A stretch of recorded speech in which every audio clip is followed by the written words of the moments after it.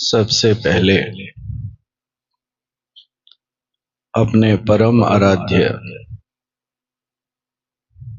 परम पूज्य गुरु महाराज साहब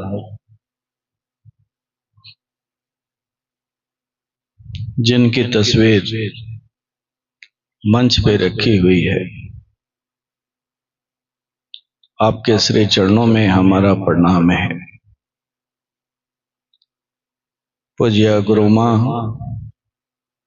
हम लोगों के मध्य मंचासीन है, आपके भी श्री चरणों में हमारा प्रणाम है।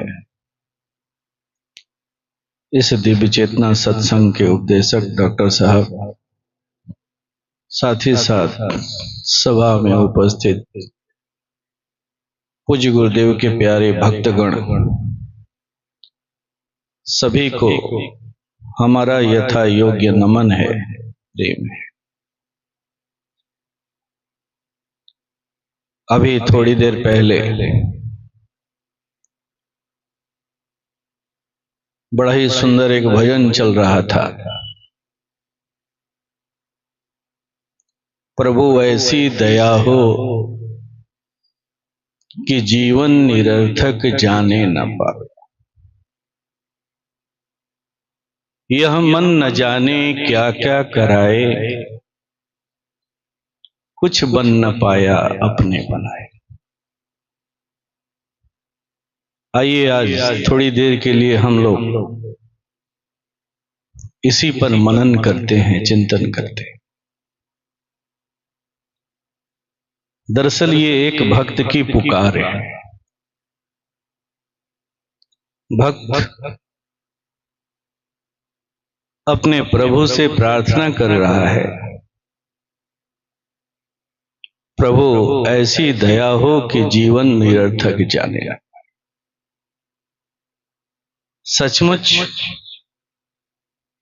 अगर हम लोग केवल इस एक लाइन को अच्छी तरह से समझ लें तो जीवन का सार समझ में आ जाएगा, जीवन का रहस्य समझ में आ जाएगा।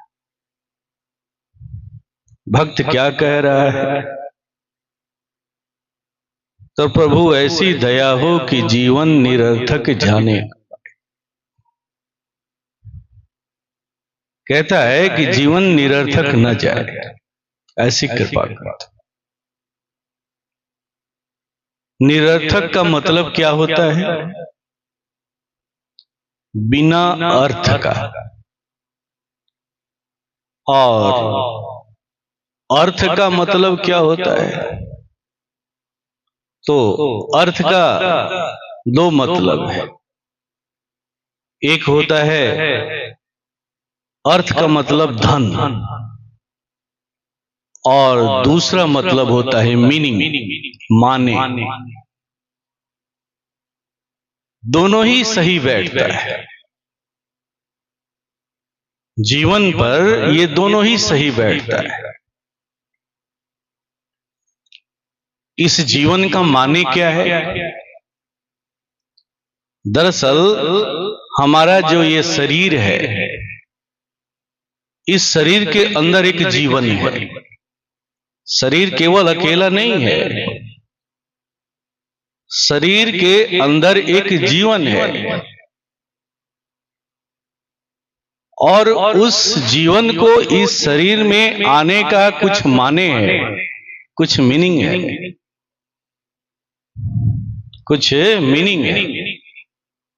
क्यों आया है, किस उद्देश्य से आया है, वो किन शर्तों पर आया है,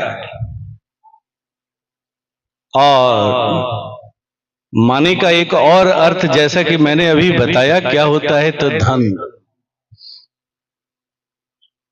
वो कौन से धन को प्राप्त करने के लिए आया है? जीवन का धन क्या है? जीवन का धन क्या है? केवल इन दो चीजों को हम और आप समझ जाएं कि जीवन का धन क्या है और जीवन को इस शरीर में आने का मतलब क्या है, माने क्या है, बस बात बन जाएगी। और ये सत्संग हमें यही चीज सिखाता है, यही चीज बताता है। तो आइए चलते हैं इसकी ओर। जैसा कि मैंने अभी कहा कि जीवन और शरीर दोनों के मिलने से ये शरीर बना हुआ है। ये शरीर अकेला नहीं है, इसके अंदर में एक जीवन है। और जीवन अगर चाहे कि अकेला कुछ कर ले तो वो नहीं कर सकता है, और ये शरीर अगर चाहे कि बिना जीवन के कुछ कर ले तो वो भी कुछ नहीं कर सकता है, लाचार है। अभी सत्संग के परिचय में आप लोगों ने सुना ना कि जब सत्य निकल जाता है तो ये आंखें रहती है, देख नहीं पाती हैं, कान रहता है, सुन नहीं पाता है, मुख रहता है, बोल नहीं पाता है, हृदय धड़कना बंद कर देता है। ये उसी जीवन की बात। तो अगर जीवन नहीं है, केवल शरीर अकेला है तो बेकार है, वो किसी काम का नहीं, मुर्दा है, लाश है।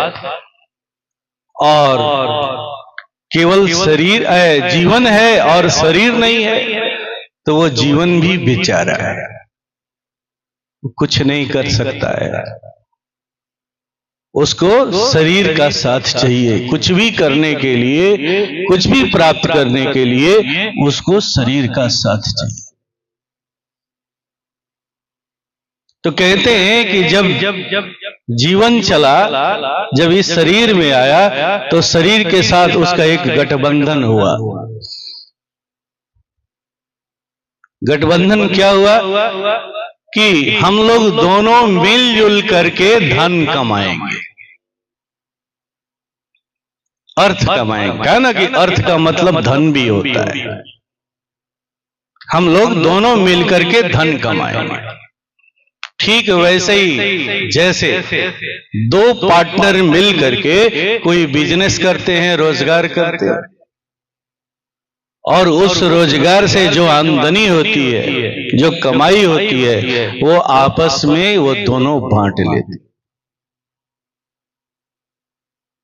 बिजनेस बड़ा अच्छा चलता है। लेकिन अगर कोई एक पार्टनर दूसरे पार्टनर से बेईमानी कर ले, उसके हिस्से का पैसा न दे, वो बेईमानी कर ले, पूरा पैसा अपने पास रख ले, तो क्या स्थिति होगी? क्या वो पार्टनरशिप रहेगा? क्या वो बिजनेस चलेगा? नहीं चलेगा। वो पार्टनरशिप टूट जाएगा, खंडित हो जाएगा। जैसे ही पार्टनर खंडित होगा वो बिजनेस ठप हो जाएगा, घाटा लग जाएगा। ठीक यही हूबहू हम लोगों के साथ भी होता है। जीवन जब चला तो इस शरीर से एक गठबंधन किया, दोनों ने मिलकर के आपस में गठबंधन किया, क्योंकि शरीर के बिना जीवन बेकार है और जीवन के बिना शरीर बेकार है। तो दोनों ने मिलकर के गठबंधन किया कि हम लोग इससे मिल करके धन कमाएंगे और अपना अपना हम लोग धन बांट लेंगे। ये गठबंधन तो हुआ। चूंकि शरीर अभी छोटा था तो दोनों मिलजुल करके चले, कमाई भी किए, लेकिन आगे आकर के शरीर ने जीवन के साथ धोखा कर दिया। शरीर ने जीवन के साथ धोखा कर दिया। पूरा जीवन जो जीवन है वो शरीर का साथ देते रहा हर कार्य में, और जो भी आमदनी हुई उसे शरीर के सुख सुविधा के लिए व्यवस्था वो करता रहा, अच्छा घर बनाता रहा, अच्छा परिवार बसाया, तरह तरह की सुख सुविधाओं का वो ख्याल रखा इस शरीर के लिए। लेकिन वो इस बात को भूल गया कि उसे अपने लिए भी कुछ करना था, उसे जीवन धन भी कमाना था, जिसे लेकर के उसे यहां से जाना था। पूरा जीवन तो शरीर के धन को ही इकट्ठा करने में वो रह गया, और जब लास्ट समय आया, बुढ़ापा आ गया, शरीर जर्जर हुआ, तो अब वो बिलख रहा है, तड़प रहा है, रो रहा है। अब उसे घबराहट होने लगी है,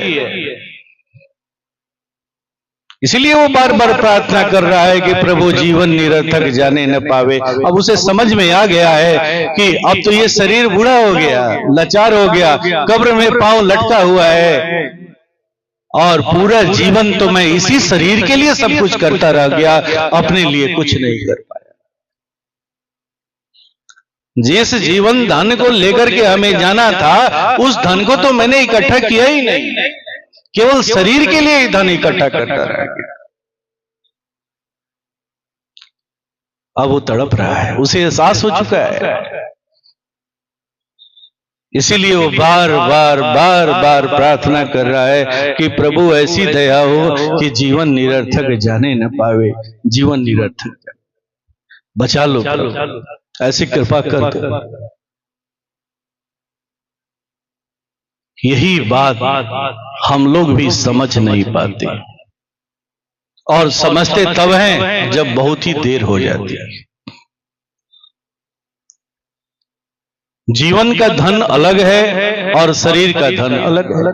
पूरा जीवन हम लोग शरीर के धन के इकट्ठा करने में लगे रहे, अच्छा घर बना लिया, अच्छा वस्त्र पहन लिया, अच्छा सब कुछ कर लिया शरीर के सुख सुविधा के लिए। लेकिन क्या आपने कभी विचार किया कि हमें जो जीवन जाएगा वो क्या लेकर के जाएगा, उसका धन क्या है? कभी इसकी चिंता नहीं की। करेंगे भी कैसे, करेंगे भी कैसे? क्योंकि आपके जीवन में कोई बताने वाला नहीं मिला।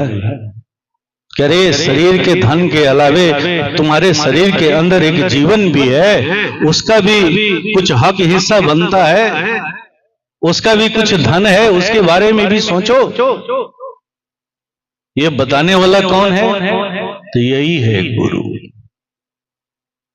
यही है गुरु। वो केवल बताता ही नहीं है, धन इकट्ठा करने में सहायता भी करता है, जिस धन को लेकर के आपको यहां से जाना है, जिस धन को लेकर के यहां से हमें जाना है। और हम ऐसे हैं जो इसी बात को भूले हुए। कहते हैं कि मनुष्य 4 प्रकार के होते हैं। एक मनुष्य वो होता है जिसकी यात्रा तिमिर से तिमिर की तरफ होती है। तिमिर का मतलब क्या होता है? अहंकार, अंधकार। गरीबी में जन्म लिया, जहां जन्म लिया ऐसे परिवार में जन्म लिया जहां जन्म से ही उसे कोई सुविधा नहीं मिली।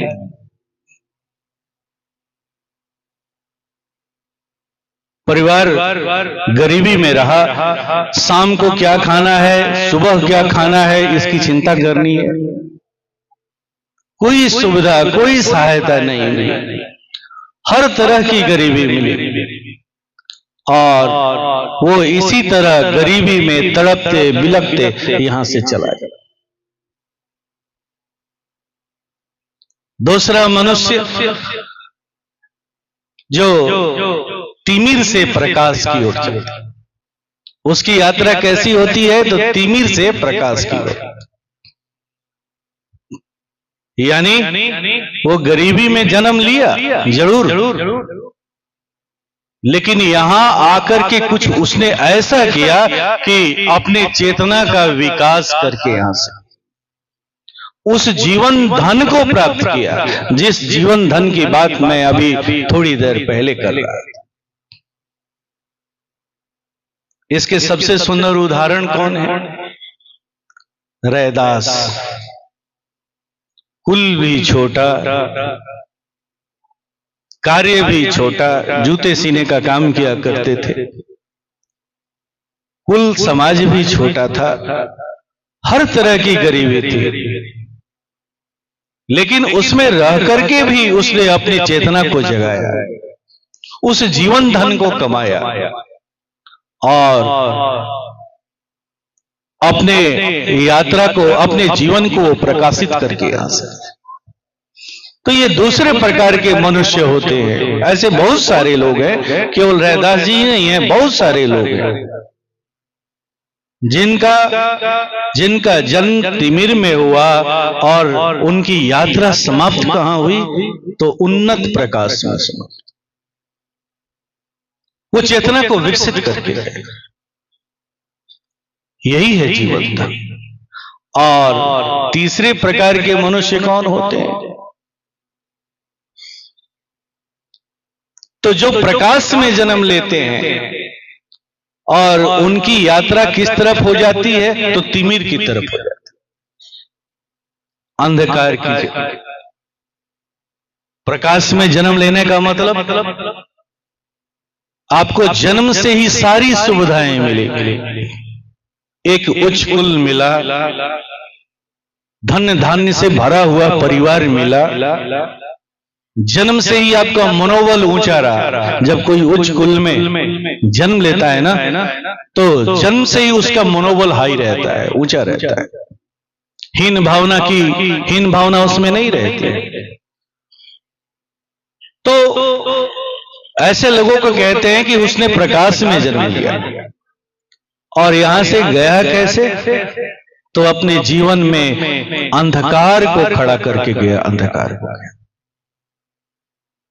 वो कौन हुआ? तो रावण। जन्म किस कुल में हुआ? तो ब्राह्मण कुल में हुआ। सारी संपन्नता उसके जीवन में रही, लेकिन उसकी पूरी यात्रा कहां पर जाकर के समाप्त हुई? जीवन की यात्रा कहां पर जाकर के समाप्त हुई? तो अंधकार में समाप्त। आज कोई डर से या जैसे भी हो, अपने किसी बच्चे का नाम वो रावण नहीं रखना चाहता है। इस बात को समझता है। और चौथे प्रकार के मनुष्य वो होते हैं जो प्रकाश में जन्म लेते हैं और अपनी यात्रा को वो कहां समाप्त करते हैं? तो और उन्नत प्रकाश में, और उन्नत प्रकाश में, और उन्नत प्रकाश। इसके सबसे सुंदर उदाहरण कौन है? तो हमारे आदर्श पुरुष भगवान राम, भगवान कृष्ण, बुद्ध। जन्म से ही सारी संपन्नता इन्हें मिली।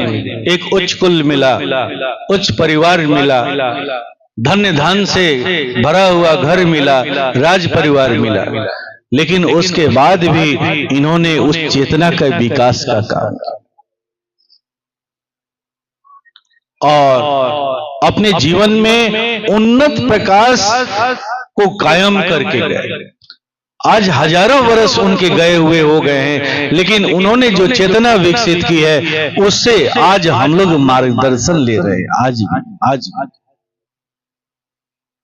वो इतनी अपने चेतना को इतना विकास करके गए, इतना विकास करके। तो यही है जीवन धन, सच्चा जीवन धन। और सच कहिए तो हम मनुष्यों का जो जन्म हुआ है, हम लोग अगर मानव जीवन मिला है तो इसी के लिए मिला है, इसी जीवन धन को कमाने के लिए मिला है। ठीक है, हमने शरीर के साथ गठबंधन किया था, इस शरीर को स्वस्थ रखने के लिए एक अच्छा घर चाहिए, सुख सुविधाएं चाहिए, सुंदर सुंदर वस्त्र चाहिए, मौसम के हिसाब से वस्त्र चाहिए।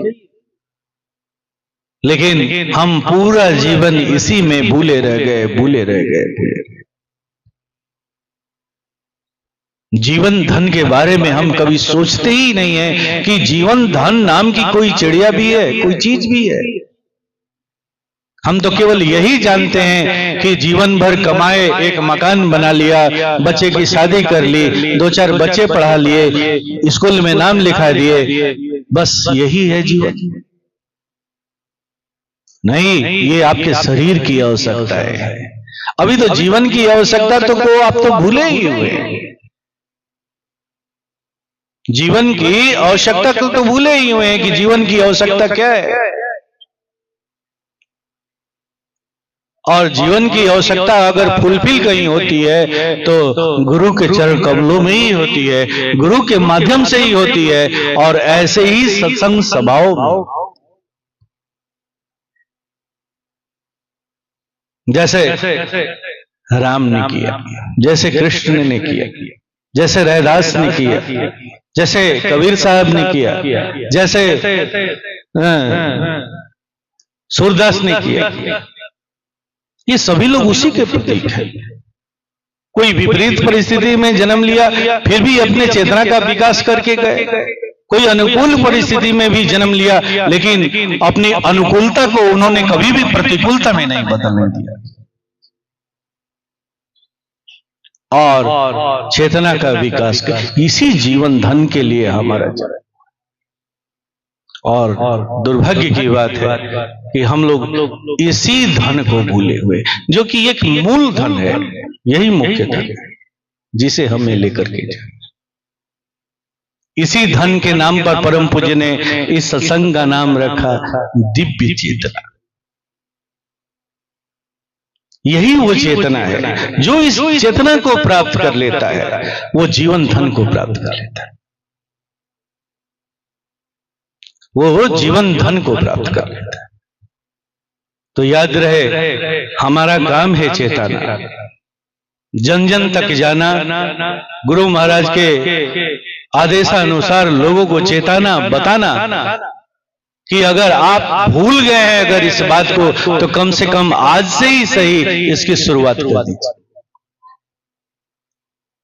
शुरुआत कर दीजिए। क्योंकि आपका जन्म केवल और केवल शरीर के धन के लिए नहीं हुआ है, इस जीवन धन को भी कमाने के लिए हुआ है। वरना जब यहां से जाएंगे तो उसी सिकंदर की तरह जाएंगे। कहते हैं कि सिकंदर विश्व विजयी हो गया, और जब यहां से जाने का समय आया तो उसने अपने मंत्री से कहा कि मैंने अपने जीवन में जितना कुछ कमाया है मुझे दे दो, मैं अपना लेकर के जाऊंगा। तो मंत्री ने कहा कि नहीं, आप वहां इन चीजों को नहीं लेकर के जा सकते, नहीं लेकर के जा सकते।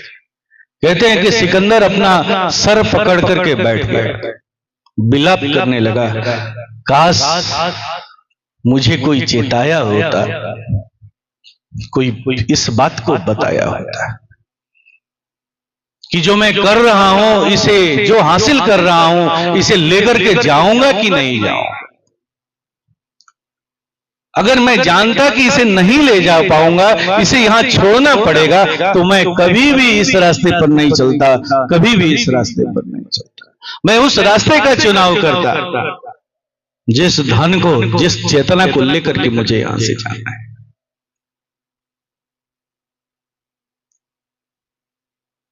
चेतना को लेकर के जाना है।